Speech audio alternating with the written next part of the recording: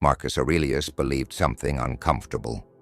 Stress is not caused by what happens to you. It is caused by how you judge what happens.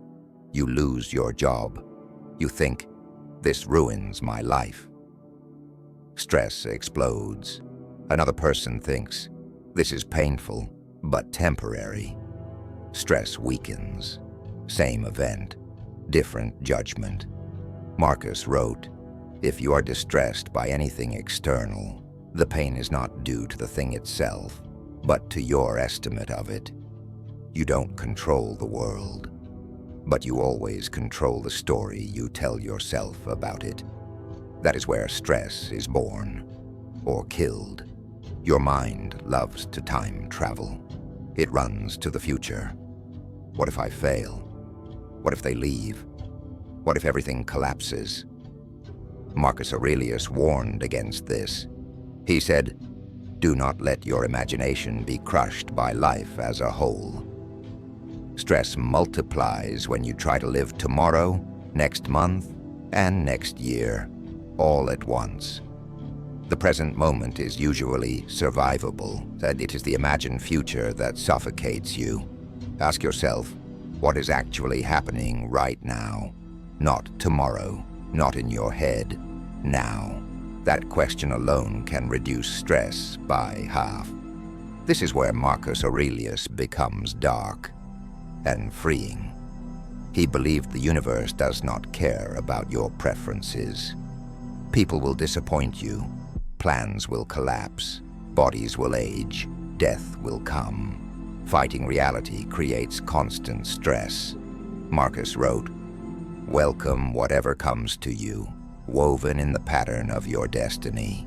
Acceptance is not weakness. It is surrender to what already exists. You don't waste energy arguing with reality. You save your strength for what can be changed. Your actions and your character. One of the biggest sources of stress is other people. Marcus Aurelius reminded himself every morning, today, I will meet people who are selfish, arrogant, dishonest, and ungrateful. Not because he hated people, but because he understood human nature. When you expect perfection, you live in constant disappointment. When you expect flaws, you stay calm. Lower expectations. Increase understanding. You stop taking everything personally, and stress loses its grip. Marcus Aurelius believed in responsibility, but not obsession. Do your work with focus. Act with integrity. Then release the outcome. He wrote, perform every act of your life as though it were your last. Stress often comes from clinging to results.